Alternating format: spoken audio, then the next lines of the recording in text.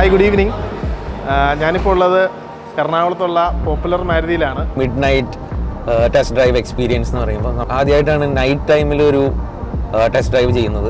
മാരുതിയുടെ ഒരു EVക്ക് വേണ്ടിയിട്ട് വളരെ കാലമായിട്ട് നമ്മളെല്ലാവരും വെയിറ്റ് ചെയ്യുമായിരുന്നു. പ്രതീക്ഷയ്ക്ക് അപ്പുറമാണ് വെഹിക്കിൾ ടെസ്റ്റ് റൈഡ് ചെയ്തിട്ടുള്ള ഒരു എക്സ്പീരിയൻസ്.